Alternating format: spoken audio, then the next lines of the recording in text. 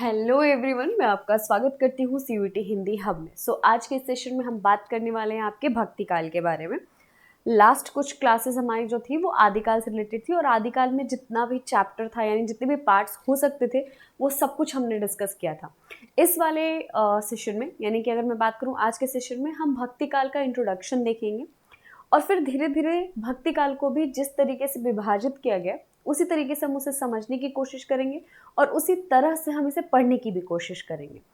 I know कि मैं बहुत मतलब हमारी क्लासेस जो है वो बहुत ज़्यादा इरेगुलर हैं एंड कुछ चीज़ें जो है वो जैसी प्लान थी वो काम नहीं कर रही है, but I am trying my best कि बहुत जल्दी चीज़ों को मैं शॉर्ट आउट करूँ और सारी चीज़ों को जितना इधर लॉस करा है मैंने वो सारी चीज़ें मैं कंपनसेट कर पाऊँ, because I can feel you and वो सारी चीज़ें मुझे भी समझ में आती है। So I will try my best.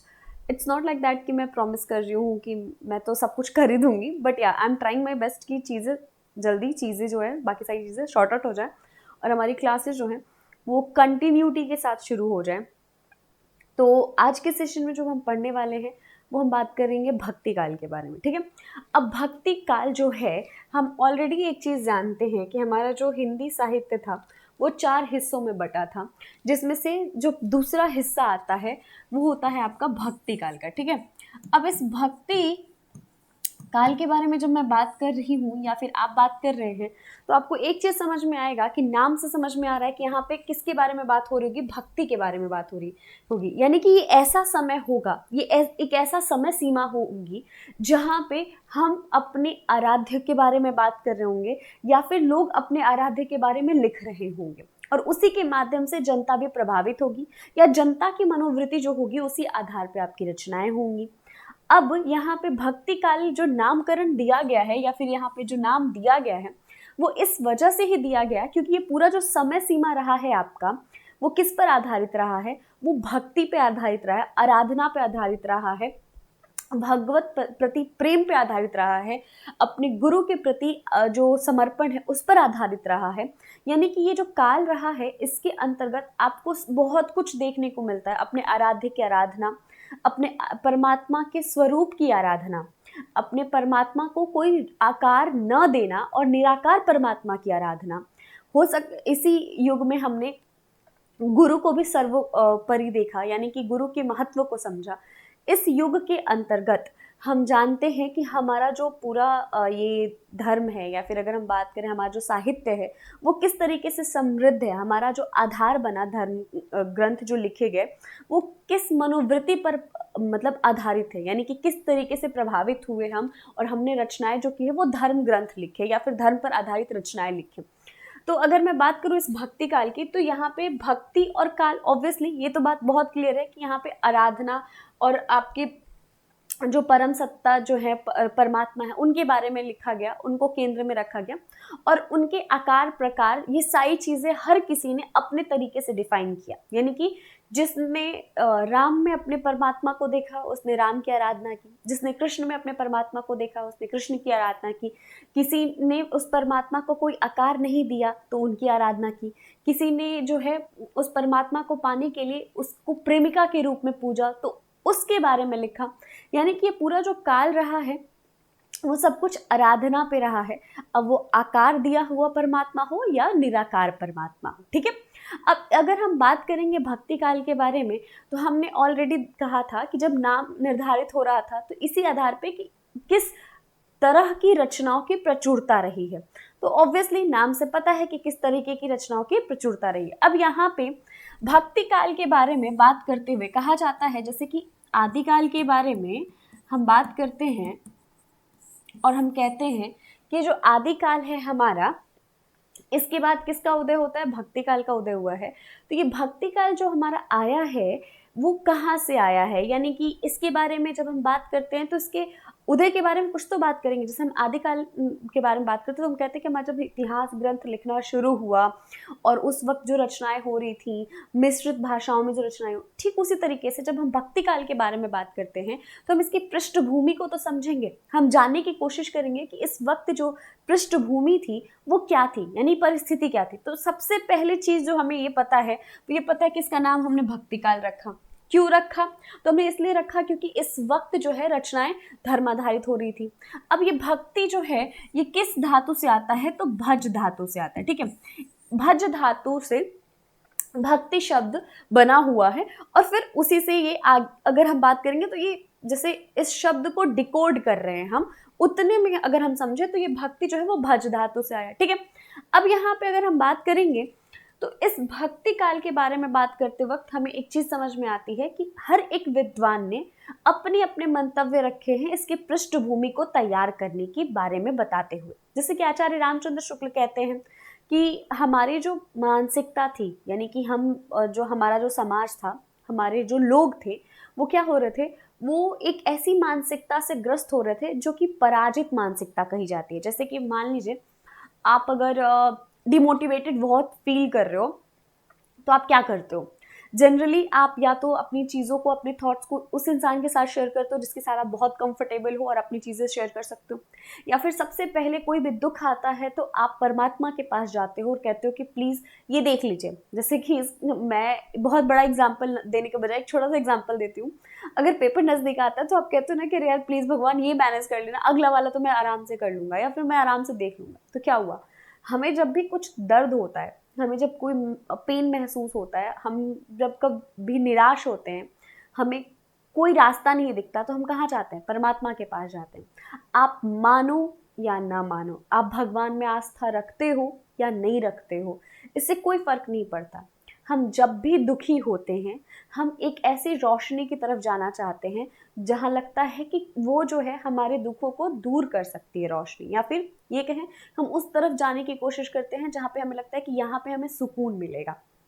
ठीक उसी तरीके से आपके आचार्य रामचंद्र शुक्ल भी कहते हैं कि जब हमारे ऊपर मुगलों का आक्रमण हो रहा था, जब हमारे मंदिरों को हमारे सामने तोड़ा जा रहा था, जब हमारे भगवान को हमारे सामने क्या क्या छिन्न भिन्न किया जा रहा था, तो क्या हो रही थी, हमारी जो जनता थी वो एक पराजित मानसिकता से ग्रस्त हो रही थी। यानी कि वो क्या हो रही थी, वो ये सब देख कर के बहुत ही निराश हो रही थी। और उसी वक्त इस भक्ति काल का उदय होता है। ऐसा कौन मानते हैं? ऐसा आपके आचार्य रामचंद्र शुक्ल मानते हैं। यानी भक्ति काल के उदय की पृष्ठभूमि तैयार करते हुए वो ये कहते हैं कि जनता की पराजित मानसिकता जो थी उसकी वजह से आपके भक्ति काल का उदय होता है। ठीक उसी का अगर मैं बात करूँ तो मैंने पहले भी बताया है कि आचार्य रामचंद्र शुक्ल के मत का खंडन करना आपने देखा होगा, या तो श्याम सुंदर दास जी कर रहे हैं या फिर अगर हम बात करें तो हज़ारी प्रसाद द्विवेदी जी ने किया है। तो आपके आचार्य रामचंद्र शुक्ल के मत का खंडन करते हुए हज़ारी प्रसाद द्विवेदी कहते हैं कि अगर ऐसा होता तो भक्ति काल का उदय जो है वो कहाँ हुआ था? तो साउथ, जो आप साउथ सेक्शन जानते हो ना, कहा जाता है ना कि जो साउथ इंडियंस होते हैं वो काफ़ी डेडिकेटेड होते हैं अपने धर्म को लेकर के, अपनी बातों को लेकर के, अपनी चीज़ों को लेकर के, अपनी परंपराओं को लेकर के। तो माना जाता है कि भक्ति काल का उदय सर्वप्रथम किधर हुआ था? तो साउथ में हुआ था, यानी कि दक्षिण भारत में हुआ था। और दक्षिण भारत में आपके शंकराचार्य का नाम आपने सुना होगा। उन्होंने, माना जाता है कि उन्होंने शुरुआत की थी, वो जो 4 मठ हैं उनकी स्थापना करा उन्होंने और भक्ति का उदय जो है उधर हुआ। तो आपके हज़ारी प्रसाद द्विवेदी जी कहते हैं कि अगर पराजित मानसिकता की वजह से भक्ति काल का उदय हुआ होता तो ये दक्षिण में उदय हुआ था, उत्तर में होना चाहिए। यानी कि हम उत्तर भारत वाले लोग ग्रसित थे पराजित मानसिकता से, तो उदय जो हुआ वो दक्षिण से आगे बढ़ा और फिर हम तक पहुंचा है। तो उन्होंने इनके मत का खंडन किया है। यानी कि अगर हम बात करें भक्ति काल के उदय के बारे में तो कहीं ना कहीं ये कहा जा सकता है कि बौद्ध और जैन की जो विकृतियां थी उसको समाप्त करने के लिए, या फिर ये कहा जाए उससे ज़्यादा उस मतलब वो जो प्रभाव था उससे ज़्यादा लोग ग्रसित होने लगे थे, तो उसको समाप्त करने के लिए, उस प्रभाव को समाप्त करने के लिए उसके कहा जा सकता है कि विद्रोह के रूप में भक्ति काल का उदय हुआ, या फिर ये भी कहा जा सकता है कि पराजित मानसिकता की वजह से हुआ। यानी कि हर एक विद्वान के अपने अपने मत रहे हैं और उस आधार पर उन्होंने भक्ति काल के पृष्ठभूमि को तैयार करने की कोशिश की है। तो आज के सेशन में हम ये सारी चीज़ों को थोड़ा डिटेल में जानने की कोशिश करते हैं। तो सबसे पहले जितनी चीज़ें मैंने अभी आपको बताई है उसको थोड़ा सा पढ़ लेते हैं। तो ऑब्वियस है टाइम स्लॉट में कोई कंफ्यूजन नहीं होगा आपको। आई नो आपने टाइम स्लॉट अच्छे से पढ़ा होगा। तो सॉरी। आपको ये बैकग्राउंड म्यूजिक मिलता रहेगा and I really don't know कब तक, but I am trying my best कि ये सारी चीज़ें आपको ज़्यादा परेशान ना करें, ठीक है। चलिए, भक्ति काल का जो समय सीमा है वो ऑब्वियस है कि 1375 विक्रम संवत से लेकर 1700 विक्रम संवत तक होने वाला है। और ये चीज़ आपको याद रखना है कि आपको आपके आचार्य रामचंद्र शुक्ल का जो समय सीमा है उसी को निर्धारित करके, मतलब कि उसी को आधार मान करके आपको याद करके आगे बढ़ना है, ठीक है। चलिए, तो अगर हम देखेंगे तो मोनियर विलियम्स के अनुसार भक्ति शब्द की उत्पत्ति भज धातु से हुआ है। भक्ति शब्द का सर्वप्रथम उल्लेख कहाँ है? श्वेता श्वेतर, ठीक है, श्वेता श्वेतर उपनिषद में है। कभी कभी सवाल बन जाता है और वन लाइनर्स यानी कि जो वन लाइनर एमसीक्यू आता है उसके लिए ये काफी सही है, तो इस बात पे ध्यान रखिएगा। आचार्य शुक्ल ने भक्ति काल का समय 1375 से आपके 1700 विक्रम संवत निर्धारित किया है। हिंदी साहित्य इतिहास का द्वितीय चरण भक्ति काल कहा जाता है। आचार्य रामचंद्र शुक्ल ने भक्ति काल को पूर्व मध्य काल भी कहा है। सामान्यतः भक्ति काल का समय 14वीं शती के मध्य से 17वीं शती के मध्य तक माना जाता है। भक्ति काल में हिंदी साहित्य अपनी चरमोत्कर्ष उन्नति को प्राप्त करता हुआ था। अतः जॉर्ज गियर्सन ने भक्ति काल को हिंदी साहित्य का स्वर्ण काल कहा है। सवाल पूछा गया है और पूछा जाता है कि भक्ति काल को स्वर्ण काल किसने कहा है? तो आपके जो जॉर्ज गियर्सन थे उन्होंने भक्ति काल को स्वर्ण काल कहा है, ठीक है। हजारी प्रसाद द्विवेदी ने भक्ति काल को क्या कहा है बच्चे? लोक जागरण काल कहा है। देखिए, जॉर्ज गियर्सन ने क्या कहा है, आपके रामचंद्र शुक्ल जी ने क्या कहा है, आपके हजारी प्रसाद द्विवेदी जी ने क्या कहा है, ये बहुत गौर फरमाइएगा। इन सारी बातों को बहुत अच्छे से नोट डाउन करके चलिएगा, मतलब कि काफी इंपॉर्टेंट है आपके लिए, ठीक है। अब हम बात करेंगे, डॉक्टर नागेंद्र ने 1350 से 1660 ईस्वी तक भक्ति काल का समय सीमा स्वीकार किया है। आचार्य शुक्ल ने भक्ति को धर्म का रसात्मक रूप कहा है। क्या कहा है? तो धर्म का रसात्मक रूप है। भक्ति जो है वो धर्म का रसात्मक रूप है। ऑब्वियसली जो हमारा धर्म है, मतलब कि जिस भी धर्म को हम मानते हैं, वो जब हम में रिश्ता है, यानी कि जब हम उस चीज को समझते हैं और उसे हम उसका पालन करते हैं, मतलब एक होता है साधना और एक होता है निभाना। तो जब हम धर्म को साधते हैं तो वो हमारे अंदर रिश्ता है, तो वो क्या होता है? वो भक्ति का रूप ले लेता है। तो यहाँ पे यही कहा गया है कि धर्म का रसात्मक रूप क्या होता है? भक्ति है, ठीक है। भक्ति आंदोलन के उदय के संबंध में कुछ विद्वानों का अभिमत निम्नलिखित है। गियर्सन ने क्या कहा है? आपके जॉर्ज गियर्सन मानते हैं कि भक्ति काल का उदय क्यों हुआ? ईसाइयों की वजह से हुआ है, यानी ईसाइयत की देन मानते हैं। हालांकि बहुत हास्यास्पद भी है, परंतु ये उन्होंने ऐसा माना है। तो याद रखिएगा, सवाल कभी कभी पूछा जाता है कि ईसाइयत का देन, भक्ति काल को ईसाइयत का देन किसने माना है? तो आपके जॉर्ज गियर्सन ने माना है, ठीक है। आचार्य रामचंद्र शुक्ल ने इस्लामी आक्रमण की प्रतिक्रिया के स्वरूप इसका उदय माना है। हजारी प्रसाद द्विवेदी ने भारतीय चिंतन धारा का स्वाभाविक विकास माना है। गजानन माधव मुक्तिबोध ने ऐतिहासिक सामाजिक शक्तियों के रूप में जनता के दुख व कष्ट से हुआ इसका उदय माना है। और रामविलास शर्मा ने भक्ति आंदोलन एक जातीय और जनवादी आंदोलन माना है। याद रखिएगा, ये थोड़ा मैं इसलिए फोकस कर रही हूँ इस चीज पे क्योंकि आपको पता है कि आपका पेपर जो है एनटीए कराता है, साथ ही साथ आपके नेट का पेपर भी एनटीए कराता है। नेट के पेपर में ये सवाल आ चुका है। और अगर मैं बात करूं, अगर रामविलास शर्मा की बात होती है या फिर अगर हम बात करते हैं हजारी प्रसाद द्विवेदी जी की बात होती है, रामचंद्र शुक्ल जी की बात होती है, तो इन लोगों के द्वारा जो बातें कही गई हैं वो आपके हर एक एग्जाम के पर्सपेक्टिव से इंपॉर्टेंट हो जाती है। तो ये याद रखिएगा कि एक जातीय और जनवादी आंदोलन भक्ति काल जो है वो इसकी वजह से आया है। ये किसने कहा? तो आपके रामविलास शर्मा जी ने कहा है, ठीक है। चलिए आगे बढ़ते हैं। अब यहाँ पे कुछ थॉट हैं, यानी कि जितनी चीजें हमने पढ़ी, अभी जितनी चीजें मैं आपको बता रही थी कि पृष्ठभूमि तैयार करने के बारे में किसने क्या बात की, साथ ही साथ भक्ति काल के विषय में कौन क्या बोलता है, ये आपके लिए बहुत मायने रखता है। स्पेशली अगर आपके आचार्य रामचंद्र शुक्ल बोल रहे हो, हजारी प्रसाद द्विवेदी जी बोल रहे हो, नागेंद्र जी बोल रहे हैं, बच्चन जी बोल रहे हैं, तो ये सारी चीजें इंपॉर्टेंट हो जाती हैं और किसी भी पर्सपेक्टिव से ये सारी चीजें इंपॉर्टेंट ही है, ठीक है। तो अपने पौरुष हताश जाति के लिए भगवान की शक्ति की ओर, करुणा की ओर ध्यान ले जाने के अतिरिक्त दूसरा मार्ग ही क्या था?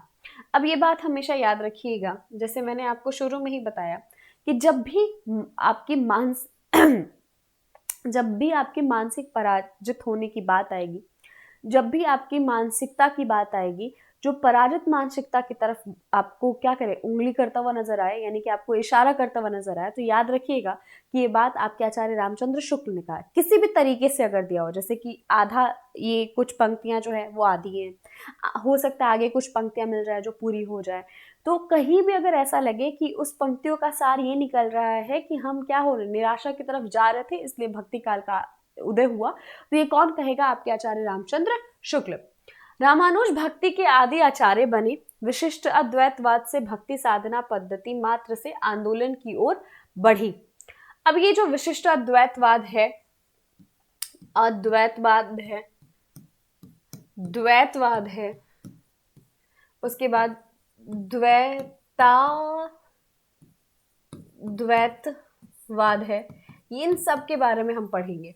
और पता है क्या बात ये होती है कि ये जब भी द्वैतवाद, अद्वैतवाद, विशिष्टाद्वैतवाद, शुद्धाद्वैतवाद, द्वैताद्वैतवाद, ये सब आता है तो हम हमेशा कंफ्यूज हो जाते हैं और हम इनके मीनिंग को नहीं समझते, यानी कि इसका जो मतलब है ना, एग्जैक्ट मीनिंग, उसको नहीं समझते हैं, तो फिर चीज़ें हमारे लिए थोड़ी ज़्यादा कंफ्यूजिंग हो जाती हैं। इन सारी चीज़ों तक हम पहुंचेंगे, उससे पहले ये जो आपकी चीज़ें दी गई हैं, यानी यहाँ पे जो पंक्तियां दी गई हैं, सार जो दिया गया है, भक्ति काल के विषय में जो आपको बताया गया, उन सबको पहले हम डिस्कस करते हैं, उसके बाद फिर हम वापस इन सारे वाद को समझेंगे, इनको समझेंगे, क्योंकि याद करेंगे तो भूल जाएंगे। हम क्या करेंगे? हम समझेंगे, इन शब्दों को तोड़ेंगे, फिर हमें खुद ही समझ में आ जाएगा और उसके बाद हम कभी नहीं भूलेंगे कि बात क्या कही गई है। ठीक है, चलिए। वैष्णव धर्म की स्थापना करने वाले रामानुजा, माधवाचार्य, विष्णु स्वामी और निम्बाका थे। इनके उपरांत रामानंद, वल्लभाचार्य और चैतन्य महाप्रभु ने व्यापक बनाया।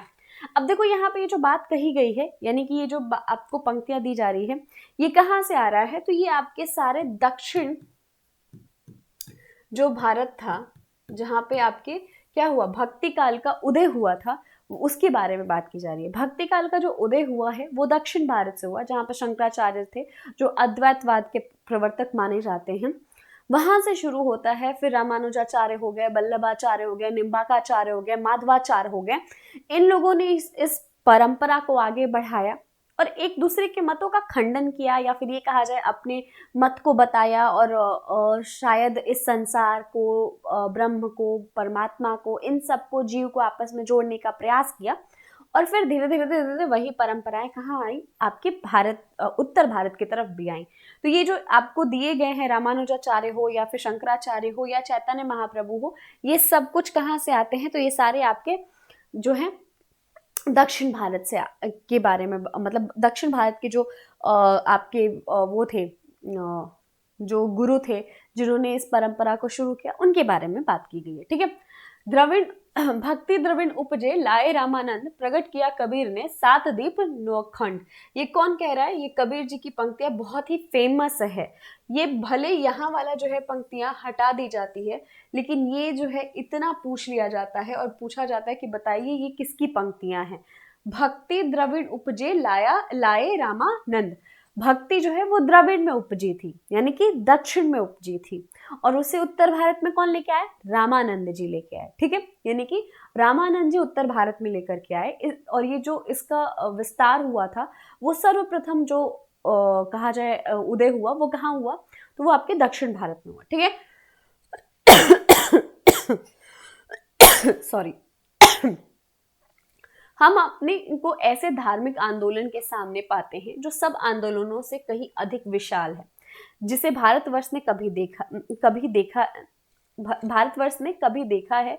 यहाँ तक कि वह बौद्ध धर्म के आंदोलन से भी अधिक विशाल है, क्योंकि इसका प्रभाव आज भी विद्यमान है। इस युग में धर्म ज्ञान नहीं बल्कि भावावेश का विषय हो गया था। ये क्या आपके जॉर्ज गेर्शन बता रहे हैं, किसके बारे में? तो आपके भक्ति काल के बारे में बता रहे हैं। कह रहे हैं कि ऐसा हमने कभी नहीं देखा। बौद्ध धर्म भी विशाल था, हमने देखा, परंतु ये कुछ और था। और ये क्या था? भावावेश था, यानी लोगों के भाव थे, जो लोगों ने जिस तरीके की परिस्थितियों को देखा था, जिस आंदोलन को देखा था, उसकी वजह से उनके मन में जो आवेश आए थे, वो जो भाव थे, उसके स्वरूप को माना गया है कि वो क्या हो गया? वो भक्ति काल। ठीक है, बिजली की चमक के समान अचानक समस्त पुराने धार्मिक मतों के अंधकार के ऊपर एक नई बात दिखाई दी। कोई हिंदू यह नहीं जानता कि यह बात कहाँ से आई, और कोई भी इसके प्रादुर्भाव का कारण निश्चित नहीं कर सकता है, ये गियर्सन ने बताया। यानी कि उनका ये भी कहना था कि कोई ये नहीं बता सकता कि ये कहाँ से आया। भक्ति काल के बारे में बात करें तो ये कहाँ से आया। ये ऐसा था कि जैसी परिस्थिति, जैसे कि मैंने कहा कि बौद्ध धर्म या फिर जैन धर्म जो था, ये नाथ धर्म था, इनकी जो विकृतियां थी, यानी कि अगर देखा जाए बौद्ध धर्म वो विकृत हो चुका था बाह्य डंबराओं के में, या फिर अगर कहा जाए तो संयोग में, इन सब में बहुत ज्यादा विश्वास करने लगे थे, अंधविश्वास को फैलाने लगे थे। वहीं पे नाथ जो थे वो एकदम हठ योगी हो गए थे। वो गृहस्थ जीवन को मानते ही नहीं थे, स्त्री की निंदा किया करते थे, और परमात्मा को प्राप्त करने के के लिए योग साधना बोलते थे, जो हर एक मनुष्य के लिए संभव नहीं है, या फिर जो गृहस्थ में उसके लिए संभव नहीं है। तो क्या हुआ कि लोगों का मन उचटने लगा। वो बौद्ध धर्म हो या फिर नाथ धर्म हो या जैन धर्म हो, ये क्या हो गए, इनकी विकृतियों का जो विद्रोह के रूप में उपज आया वो था आपका भक्ति काल। ठीक है, और ये कौन मान रहा है, ये आपके गियर्सन मान रहे हैं। ठीक है, आगे भक्ति धर्म, ये तो आपके आचार्य रामचंद्र शुक्ल की है जो पीछे हमने पढ़ा है। ठीक है, भक्ति का जो सोत यहाँ पे श्रोता होगा, यानी कि श्रोत जो होता है उसको सोता कहा जाता है। ठीक है, दक्षिण की ओर से धीरे धीरे उत्तर भारत की ओर पहले से ही आ रहा था। उसे राजनीतिक परिवर्तन के कारण शून्य पड़ते हुए जनता के हृदय के क्षेत्र में फैलने के लिए पूरा स्थान मिल गया था। यानी कि यहाँ पे कहा जा रहा है कि भक्ति काल का उदय जो है वो कहाँ हुआ, दक्षिण में हुआ। पहले आपके आचार्य रामचंद्र शुक्ल ने बोला कि क्या है, ये पराजित मानसिकता के स्वरूप में आपके सामने आया। उसके बाद ये कहते हैं कि पहले उदय जो हुआ था वो दक्षिण भारत में हुआ था, हम ये स्वीकार कर रहे हैं, लेकिन जो राजनीतिक परिस्थिति थी हमारी, उसकी वजह से जिस तरीके से हमारी मानसिकता हो गई थी, उसकी वजह से हमारा मन क्या हो गया था, एकदम शून्य हो गया था। यानी कि हम किसी भी चीज को समझने जानने के स्टेज में नहीं थे, स्थिति में नहीं थे। वैसे में जब हमें कोई आधार मिला तो हम क्या हो गए, उस पर आश्रित हो गए। यानी कि हमारा जो मन है वो उसकी तरफ जाने लगा, और ये उसके विस्तार का कारण क्या बना, हमारी राजनीतिक जो परिस्थितियां थी वो आपके भक्ति काल के विस्तार का कारण बन गए। ठीक है, पराजय के बाद व्यक्ति या तो अपनी आध्यात्मिक चेष्टा दिखाना चाहता है अथवा विलास में डूबकर पराजय को भूल जाना चाहता है। भक्ति आंदोलन का स्रोत पहली मनोवृत्ति है। आपके कौन बोलते हैं, बाबू गुलाब राय। आपके बाबू गुलाब राय जो है आपके आचार्य रामचंद्र शुक्ल के मत का समर्थन करते हुए अपनी बातों को कहते हैं कि जब भी हम पराजित मानसिकता की तरफ जाते हैं, यानी निराशा की तरफ जाते हैं, तो हम दो ही रास्ते चुनते हैं। या तो हम परमात्मा में, यानी कि उस अध्यात्म की तरफ अपने आप को लेकर जाते हैं, जो कहा जाए कि ऐसी सत्ता है जो शायद हमारे हर समस्या का समाधान रखती है, या फिर हम विलासिता में चले जाते हैं। यानी कि फिर से वही एग्जाम्पल आपकी डे टू डे लाइफ का है। अगर आप कभी भी डिप्रेस होते हो तो आपके पास दो चीज़ें होती हैं, या तो आप क्या करो, अपनी प्रॉब्लम को मतलब फाइट करने के लिए आप उस परमात्मा की तरफ जाते हो कि यार भगवान प्लीज़ यार देख लो, ये समझ लीजिए क्या चल रहा है। हालांकि जो मैं लैंग्वेज यूज़ कर रही हूँ कि देख लीजिए, मतलब जिस तरीके से मैं बोल रही हूँ, ये हर एक इंसान का एक अपना तरीका हो सकता है भगवान से कनेक्ट करने का, या फिर उस परम सत्ता से कनेक्ट करने का। मैं इस चीज़ को शायद नहीं डिफाइन कर सकती हूँ, क्योंकि अपने अपने तरीके होते हैं। जैसे कि मैं ऐसे कनेक्ट करती हूँ तो मैं वही बोल। तो क्या होता है कि हम या तो उस परमात्मा की तरफ जाते हैं या विलासिता की तरफ। विलासिता का मतलब कि हम उस समस्या की तरफ सोचे ही ना, इससे भागने के लिए हम हजार तरीके अपनाने लगते हैं। तो यहाँ पे वही कहा गया है कि पराजय के बाद व्यक्ति या तो अपनी आध्यात्मिक श्रेष्ठता दिखाना चाहता है, यानी कि अपनी बात मतलब अध्यात्म की तरफ जाना चाहता है, या विलासिता की तरफ। और ये जो भक्ति काल का उदय था वो पहली चेतना का था, यानी कि वो कहाँ गए, अध्यात्म की तरफ गए। जिस युग में कबीर, जायसी, तुलसी, सूर जैसे सुप्रसिद्ध कवियों और महात्माओं की दिव्य वाणी उनके अंतःकरणों से निकलकर देश के कोने कोने में फैली थी, उसे साहित्य के इतिहास में सामान्यतः भक्ति युग कहते हैं। निश्चित ही हिंदी साहित्य का स्वर्ण युग था। यानी कि यहाँ पे कहा जा रहा है कि जिस युग में कबीर हुए, तुलसीदास जी हुए, जायसी हुए, सूरदास जी हुए, उस युग को हम क्या कहेंगे, स्वर्ण युग ही कहेंगे। और हिंदी साहित्य का स्वर्ण युग किसे कहा जाता है, भक्ति काल को। ठीक है, भक्तिकालीन साहित्य सर्वप्रथम तमिल भाषा में लिखा गया था, लेकिन आगे चलकर इसमें ब्रज व अवधी भाषा सर्वाधिक प्रयोग हुए। अब देखो एक चीज बता देते, जब हमने कहा कि भक्ति काल का उदय आपके दक्षिण में हुआ, तो भाषा भी हम कहाँ से लेके आएंगे? दक्षिण की भाषा लेके आएंगे। तो सर्वप्रथम जो आपको साहित्य मिलेंगे वो किस भाषा में मिलेंगे? तमिल भाषा में मिलेंगे। लेकिन जब हम दक्षिण भारत से उत्तर भारत की तरफ आते हैं, तो फिर हम किस भाषा में लिखना शुरू करते हैं? तो ब्रज में या अवधी में। जिसके आपके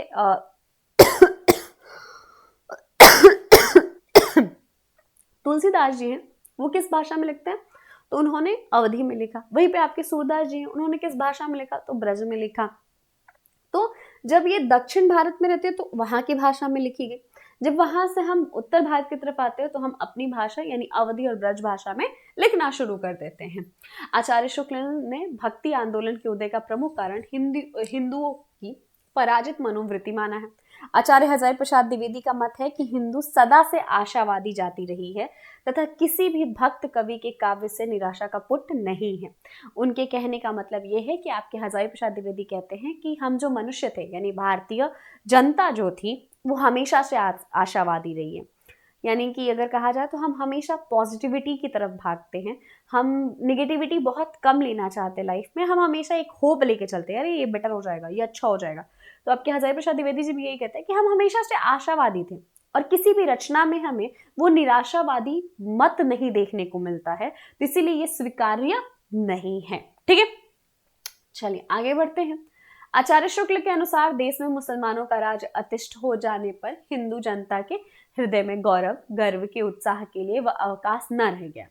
उनके सामने ही उनके देव मंदिर गिराए जाते थे, देव मूर्तियां तोड़ी जाती थी और पूज्य पुरुषों का अपमान होता था और वे कुछ भी नहीं कह सकते थे।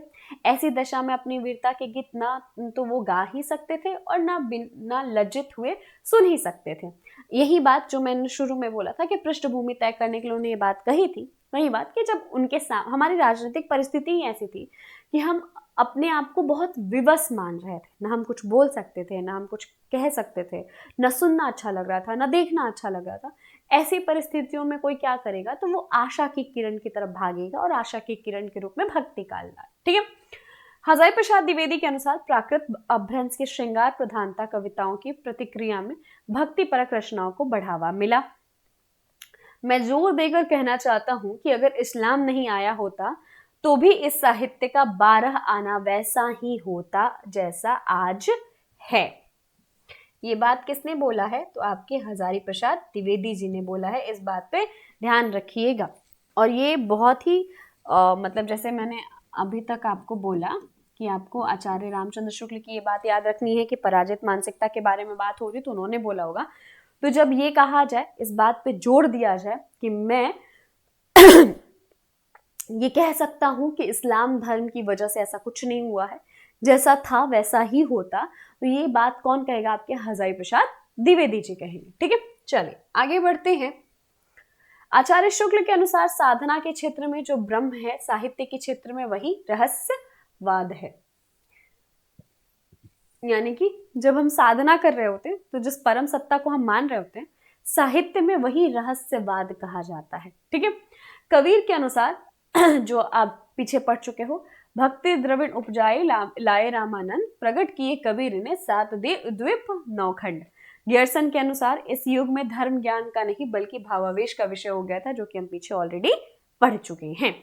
अब हम बात करेंगे, तो हमने पृष्ठभूमि की बात कर ली, हमने देख लिया कि अच्छा ठीक है जी, चलिए हमारे क्या हुए, तो हमारे पास भक्ति काल का उदय हुआ और भक्ति काल में जो नाम है वो कहाँ से आया, शब्द जो है वो क्या है।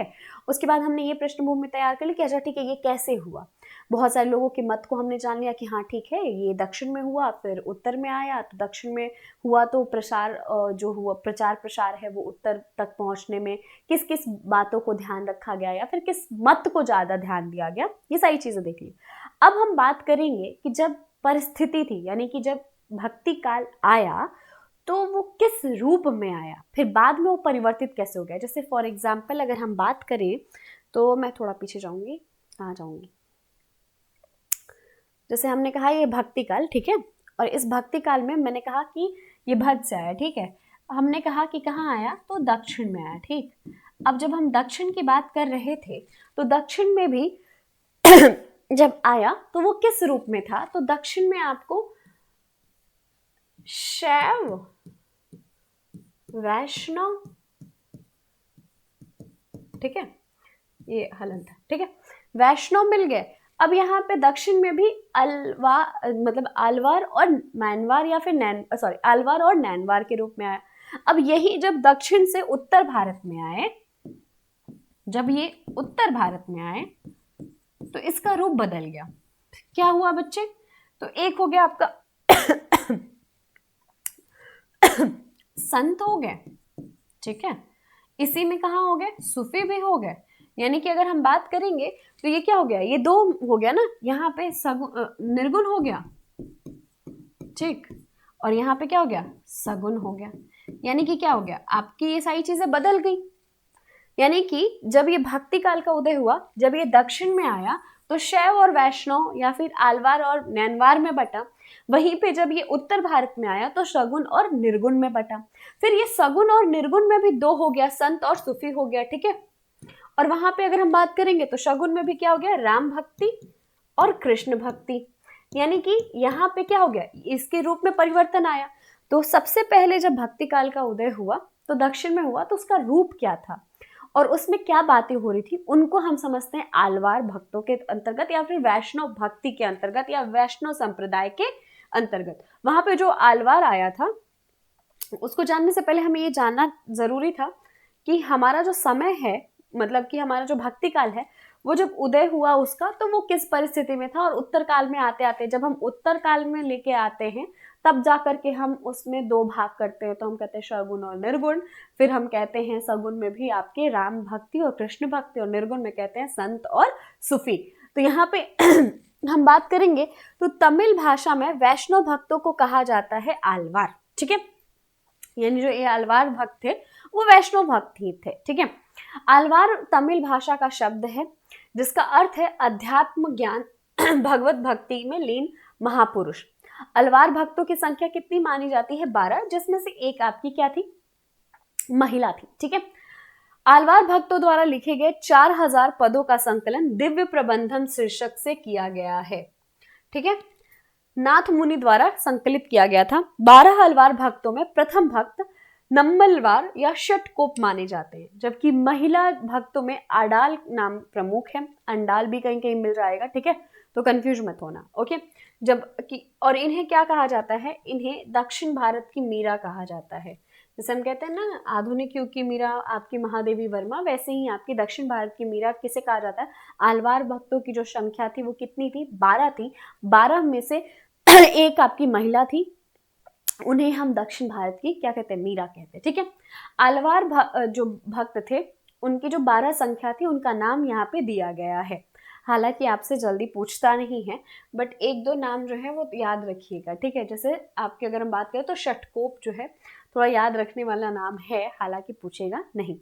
अब भक्ति, वैष्णव भक्ति के बारे में कुछ पॉइंट्स हैं जो मैं आपको बता देती हूँ, जिसको दिमाग में रखिएगा, फ्रेम करके रखिएगा। इट्स नॉट लाइक दैट कि आपको बहुत पॉइंट टू पॉइंट याद होना चाहिए, ठीक है, ऐसा कुछ नहीं, ठीक है। तो प्राणी मात्र के प्रति प्रेम और उदारता इनका मूलाधार था। वैष्णव धर्म का दूसरा तत्व क्या है? अहिंसा था। देव विग्रह को सुंदर रूप देने का श्रेय भी वैष्णव भक्तों को है। इस धर्म के अनुयायियों ने भक्ति रस की स्थापना में योग दिया। विष्णु के 2 अवतार राम और कृष्ण को ही इसमें प्रमुखता प्राप्त हुई। सौंदर्य एवं माधुर्य का अपूर्व संयोग वैष्णव भक्ति में है। भक्ति, श्रृंगार, वीर एवं करुण रस से युक्त श्रेष्ठ साहित्य की रचना वैष्णव भक्ति कवियों ने की है, ठीक है। अब इतनी चीजें तो हमने जान ली। अब देखो यहीं से आपका शुरू होता है, जब दक्षिण भारत की बात करते हैं तो यहीं से शुरू होते हैं आपके रामानुजाचार्य हो गए, शंकराचार्य हो गए, माधवाचार्य हो गए, निम्बाकाचार्य हो गए, अगर हम बात करें तो वल्लभाचार्य हो गए। ये सारे लोग यहीं आते हैं, यानी कि इसी दक्षिण भारत से आते हैं सॉरी, इसी दक्षिण भारत से आते हैं, ठीक है। तो अगर हम बात करेंगे तो यहाँ पे जिस विष्णु अवतार और कृष्ण, विष्णु के राम अवतार और कृष्ण अवतार की बात की गई है, इन्हीं के रूपों के बारे में जब हम बात करते हैं, यानी कि ये साकार और निराकार रूप के में जब बटने लगते हैं तभी ये आपके वाद आते हैं। कौन से? अद्वैतवाद, द्वैतवाद, द्वैताद्वैतवाद, शुद्धाद्वैतवाद, विशिष्टाद्वैतवाद, वो यही से आते हैं। तो अब हम इंडिविजुअली थोड़ा थोड़ा पढ़ेंगे। अब यहाँ पे आपको मिला अद्वैतवाद। अब ये अद्वैतवाद क्यों आया है भाई, तो यहाँ पे हम बात करने वाले हैं शंकराचार्य के बारे में, इसलिए आपको मिला है अद्वैतवाद। अब यहाँ पे सबसे पहले ना मैं इस अद्वैतवाद को तोड़ना चाहूंगी, तो ये क्या हो जाएगा उसके बाद द्वैतवाद, ठीक है। अब हमने इसे जब तोड़ा तो हमें क्या मिला, और द्वैतवाद। अब इस वाद को हटा दीजिए, ठीक है। वाद जो होता है एक धारा होती है ना, एक मंतव्य होता है, यानी कि एक मत होता है, उसकी धारा होती है। मतलब हम कहते हैं ना राइट विंग लेफ्ट विंग, वैसे ही एक थॉट होता है जिसकी धारा होती है वाद, ठीक है।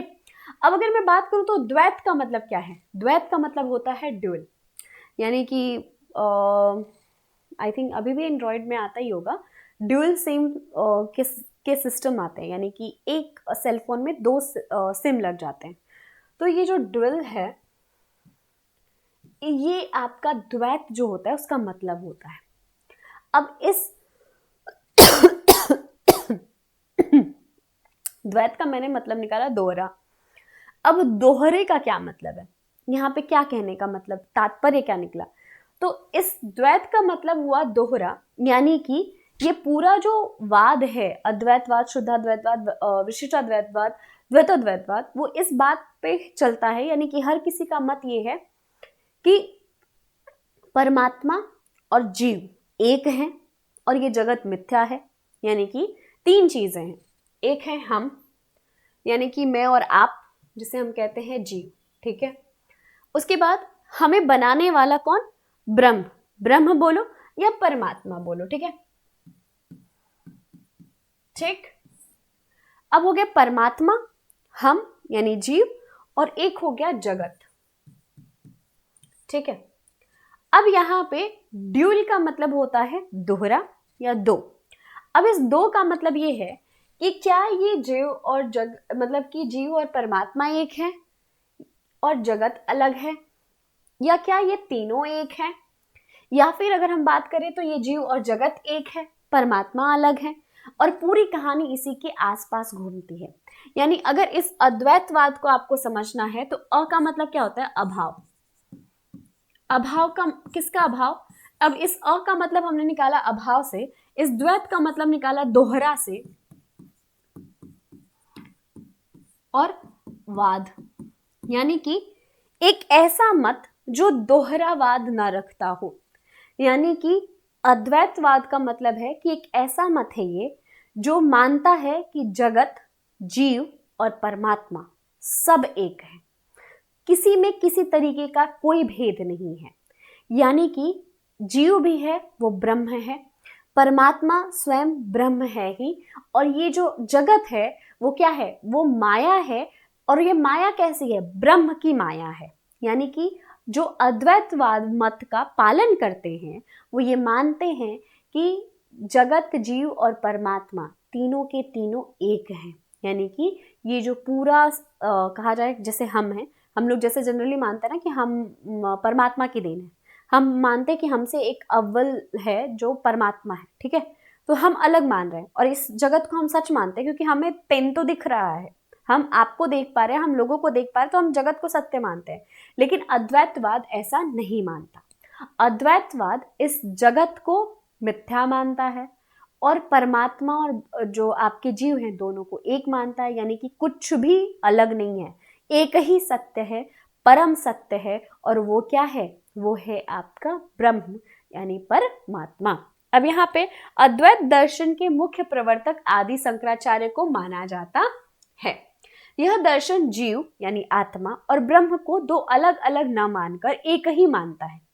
यह दर्शन संसार को एक भ्रम या माया बताता है।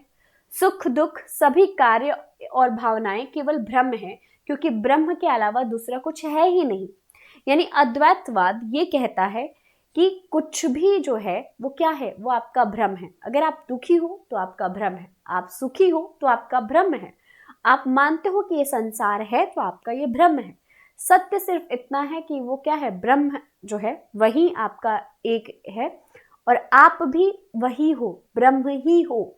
यानी कि आप ही क्या हो, पालनहार भी हो, आप ही दुख और सुख भोगने वाले भी हो, और आप ही इस जगत में भी रहते हो, ठीक है। तो इस मत के अनुसार आत्मा ब्रह्म से अलग नहीं है, यानी ब्रह्म ही आत्मा है। शंकराचार्य एक ही सत्ता यानी ब्रह्म की ही सत्ता की बात करते हैं, इसीलिए उनके दर्शन को अद्वैतवाद कहा गया है। शंकराचार्य के अनुसार ब्रह्म निर्गुण है, यानी परमात्मा के निर्गुण निराकार जिसका कोई आकार ना हो स्वरूप की उपासना ध्यान जप भक्ति करने का नाम अद्वैतवाद है। अब मैंने वही बोला आपको, अद्वैतवाद यानी एक मानना, द्वैत मतलब सिंपल सा एक शब्द जो है द्वैत, इसका अर्थ आप अपने दिमाग में बैठा लीजिएगा दोहरा, यानी कि दो चीजों को मानता हो। अब जैसे आपने यहाँ पे देखा अद्वैतवाद, तो अब आपको समझ में आ गया कि यहाँ पे दो चीजों को नहीं एक ही माना जाता होगा, यानी ब्रह्म एक है। अब कहीं पे मान लीजिए आपने द्वैतवाद देख लिया, ठीक है, कहीं पे आपको द्वैतवाद मिला। अब अगर आपसे पूछ लिया गया कि द्वैतवाद क्या है, तो अब आपको ये समझ में आ चुका होगा कि यहाँ पे दो है, यानी कि ब्रह्म अलग है और जीव अलग है, यानी कि ये दोनों क्या है, अलग अलग माने गए हैं। यानी ब्रह्म को जीव जो है वो जीव को ब्रह्म का हिस्सा माना जा सकता है, या फिर उन्होंने हमें बनाया ये माना जा सकता है, लेकिन ये दोनों एक नहीं माने जा सकते। ठीक है, चलिए आगे बढ़ते हैं। वैष्णव भक्ति को स्थापित करने वाले आचार्यों का काल 11वीं शताब्दी से 16वीं शताब्दी तक है। तो सबसे पहले आते हैं आपके रामानुजाचार्य। रामानुजाचार्य का जो समय है वो है 1017 ईस्वी से लेकर के 1127 ईस्वी तक। ये राम को विष्णु का अवतार मानते हैं। इनके सिद्धांत को विशिष्टाद्वैतवाद कहा जाता है। अब विशिष्टाद्वैतवाद क्यों? द्वैतवाद का मतलब हमने क्या समझा? द्वैतवाद का मतलब हमने समझा था कि परमात्मा और जीव दो अलग अलग चीज हैं, ठीक है, एक नहीं है, ये समझा था। अब यहाँ पे आपको आगे मिला विशिष्ट यानी विशेष। अब विशेष क्यों? तो आपके रामानुजाचार्य जी जो हैं वो इस बात में विश्वास रखते हैं, जैसे इन्होंने कहा ना कि वो राम को विष्णु का अवतार मानते हैं, यानी कि उस परमात्मा के आराधना को ये स्वरूप देना चाहते हैं साकार रूप में, यानी कि ये निराकार नहीं साकार, यानी एक रूप देना चाहते हैं। इसलिए इनकी जो भक्तवाद है, या फिर अगर कहा जाए इनकी जो भक्ति है, या फिर ये कहा जाए इनके जो मत हैं वो क्या है, विशेष है, इसीलिए इसे विशिष्टाद्वैतवाद के नाम से जाना जाता है। तो रामानुजाचार्य जी ने विष्णु के अवतार राम को माना है, रामानुजाचार्य राम, और इनका मत क्या है बच्चे? तो विशिष्टाद्वैतवाद है, यानी विशेष द्वैतवाद, यानी जीव और परमात्मा अलग, लेकिन उनका विशेष क्यों है ये? तो ये परमात्मा को साकार रूप में स्वीकार करे, इसलिए ये विशेष है। ठीक है,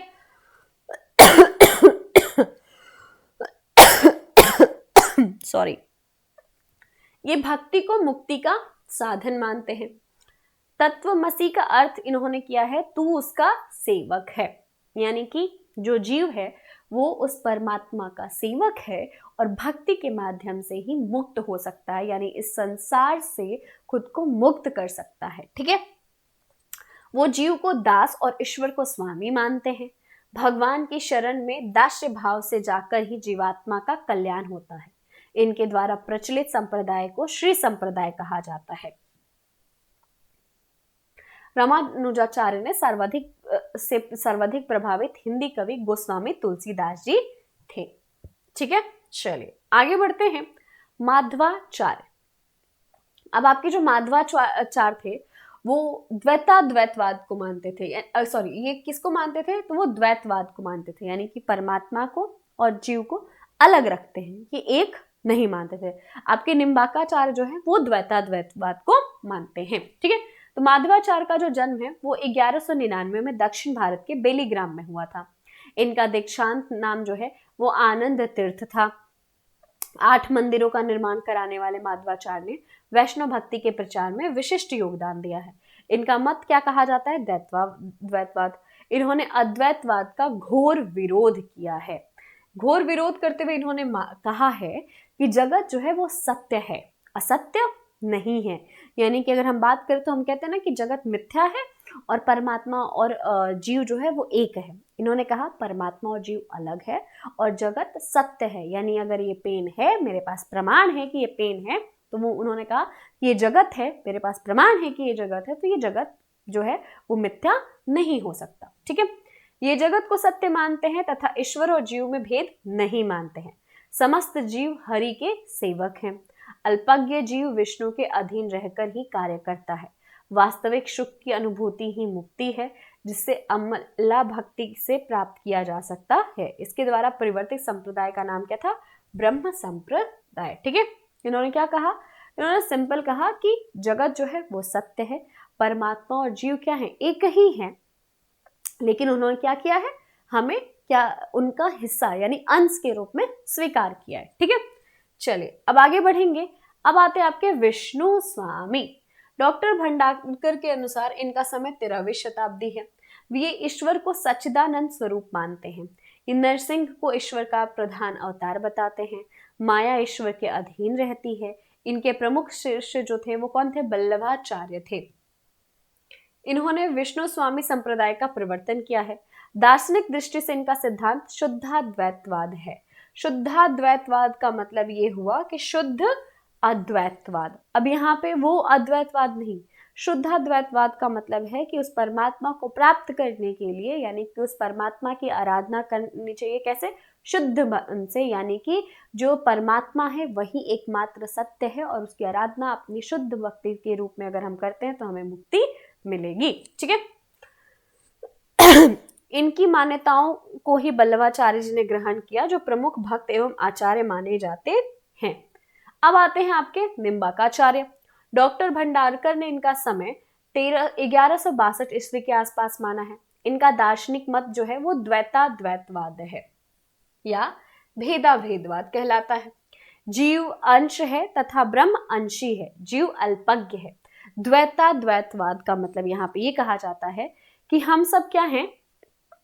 उसी परमात्मा के अंश हैं। ठीक है, और क्या है? भेद बस इतना है, जैसे कि मिट्टी से हम घड़ा बना देते हैं तो घड़े के रूप में आ गया तो घड़ा क्या हो गया? अलग हो गया। लेकिन जैसे मिट्टी वापस घड़ा टूटेगा तो वो किस रूप में चल जाएगा? मिट्टी के रूप में। ठीक उसी तरीके से ब्रह्म ने हमें बनाया है, हम उन्हीं के अंश हैं। ठीक है, हम धरती पे हैं, इस जगत में है, तो हम क्या हैं? हमारा एक आकार और प्रकार है। और जैसे ही हम अपना ये पूरा दशा पूर्ण करेंगे और यहाँ से परमात्मा मतलब आराधना के मार्ग को अपनाते हुए मुक्ति को प्राप्त करेंगे, वैसे ही हम फिर वापस उसी परमात्मा में जाकर के मिल जाएंगे। तो ये क्या हो गया? आपका द्वैताद्वैतवाद। ठीक है, भक्ति ही मुक्ति का साधन है। कृष्ण विष्णु के अवतार हैं। राधा कृष्ण की युगल उपासना का विधान इस संप्रदाय में है। कभी कभी सवाल पूछा जाता है कि किस संप्रदाय में आपको राधा और कृष्ण की युगल उपासना मिलेगी? तो आपके किस संप्रदाय में? सखी संप्रदाय में। ठीक है, किस संप्रदाय में? सखी संप्रदाय में। इसके प्रवर्तक कौन है? निम्बाकाचार्य हैं। ठीक है, चलिए आगे देखते हैं। वल्लभाचार्य। हालांकि इन सब लोगों के बारे में हम फिर से वापस पढ़ेंगे। जब वल्लभाचार्य के बारे में जब हम सगुण भक्ति के अंतर्गत जाएंगे तो हम वल्लभाचार्य के बारे में पढ़ेंगे। वल्लभाचार्य जी का जन्म सन 1479 में रायपुर जिले के चंपारण गांव में हुआ। ये तेलंग ब्राह्मण थे। दार्शनिक दृष्टि से इनका मत शुद्धाद्वैतवाद के अंतर्गत आता है। जिस प्रकार स्वर्ण अनेक रूपों में परिवर्तित होने पर भी शुद्ध स्वर्ण ही रहता है, उसी प्रकार ब्रह्म भी शुद्ध है, यानी कि बहुत सारे रूप लेने के बाद भी वो वैसा ही है। भगवान के पोषण या अनुग्रह से ही भक्ति प्राप्त होती है। यहाँ पे ऐसा मानने के कारण उनके मत को पुष्टि मार्ग कहा जाता है। वल्लभाचार्य के पुत्र थे विट्ठलनाथ, और विट्ठलनाथ ने अष्टछाप की स्थापना की, जिसमें वल्लभाचार्य के 4 शिष्य और विट्ठलनाथ के 4 शिष्य, इन चारों मतलब दोनों लोगों के 4-4 शिष्य मिले और इसीलिए उन्हें अष्टछाप कहा गया, क्योंकि उसमें 8 कवि थे। ठीक है, तो यहाँ पे अगर हम बात करेंगे तो गोस्वामी विट्ठलनाथ अष्टछाप की स्थापना की। अष्टछाप के 8 कवियों में 4 वल्लभाचार्य के शिष्य थे, शेष 4 गोस्वामी विट्ठलनाथ के शिष्य थे। इन्हीं 8 कवियों ने विपुल कृष्ण भक्ति साहित्य की रचना की। वल्लभाचार्य के लिखे प्रमुख ग्रंथों के नाम है अनुभाष्य, सुबोधनी टीका, तत्वदीप निबंध और श्रृंगार रस मंडन तथा विद्वंत मंडन। ठीक है, यहाँ पे कुछ संप्रदाय हैं और उनके प्रवर्तक का नाम दिया गया है, ये बस देख लीजिएगा। जैसे अगर हम बात करेंगे रामानंदी संप्रदाय, रामानंद, चैतन्य जी जो है, या फिर अगर हम बात करें अचिंतन भेदाभेद, ये चैतन्य महाप्रभु। राधा वल्लभ संप्रदाय हित हरिवंश, सखी संप्रदाय स्वामी हरिदास, सत्यनामी संप्रदाय जन, ये जो है ये 2 इतने इंपॉर्टेंट नहीं है। ठीक है, बाकी एक बार ऐसे देख लीजिएगा। और अगर हम बात करेंगे तो ये है आपके जो दर्शन की हम बात करते हैं, द्वैतवाद, अद्वैतवाद, तो उनके बारे में। अब जैसे हमने देखा जो अद्वैतवाद है वो ब्रह्मा को किस रूप में मानता है? निराकार रूप में। जगत को क्या देखता है? मिथ्या के रूप में। जीव ब्रह्म का संबंध क्या है? अद्वैत है, यानी कि सिर्फ एक माया का पर्दा है, दोनों सेम है। और ब्रह्म प्राप्ति क्या का माध्यम क्या है? ज्ञान है। विशिष्ट अद्वैतवाद क्या मानता है? ब्रह्म क्या है? विष्णु का रूप है। जगत क्या है? सत्य है। जीव ब्रह्म के बीच में संबंध क्या है? तो यहाँ पे ब्रह्मा विशिष्ट है, प्रलय में जीव और जगत ब्रह्म के स्थान ग्रहण कर लेते हैं। और इसे कैसे प्राप्त किया जा सकता है? भक्ति के रूप में। यानी जितने भी आपके मत हैं उसके विषय में जो भी मंतव्य है, यानी कि कौन जगत को सत्य मानता है, कैसे आप ब्रह्म को प्राप्त कर सकते हैं, ब्रह्म और जीव के बीच में संबंध क्या है, ये सारी चीजें यहाँ पे एक चार्ट के फॉर्म में आपको दे दी गई है। और ये आपके लिए बहुत ज़्यादा हेल्पफुल होने वाली है। एक बार आप इस चीज़ को दिमाग में बैठा लेंगे तो चीज़ें आपके लिए बहुत ही क्लियर हो जाएंगी। अब अगर मैं बात करूं तो यहाँ पे हमने इंट्रोडक्शन खत्म किया है, यानी कि पूरा का पूरा जो हमारा भक्ति काल था उसके बारे में जाना उसके सॉरी पृष्ठभूमि को समझा। और साथ ही साथ हमने ये जाना कि भक्ति काल जो है वो नामकरण जब हुआ तो इसकी उदय के बारे में लोगों के क्या विचार थे, विद्वानों ने क्या बोला है। साथ ही साथ हमने जो आपके वैष्णव भक्त थे उनके बारे में जाना। साथ ही साथ हमने कुछ संप्रदाय के बारे में, कुछ वादों के बारे में समझा। अब इसके बाद जब हम शुरू करेंगे तो अब हम पढ़ेंगे आपके भक्ति काल का जो वर्गीकरण हुआ है, यानी कि आप अगर देखोगे तो ज्ञानाश्रय शाखा, प्रेमाश्रय शाखा, यानी कि सगुण निर्गुण, तो इन सारी चीज़ों को हम नेक्स्ट सेशन में पढ़ेंगे। ठीक है, सो आज का सेशन जो है हम यहीं पे समाप्त करते हैं। अब हम आपसे मिलेंगे नेक्स्ट सेशन में, तब तक आप स्वस्थ रहो, मस्त रहो और अपना ध्यान रखो। Thank you.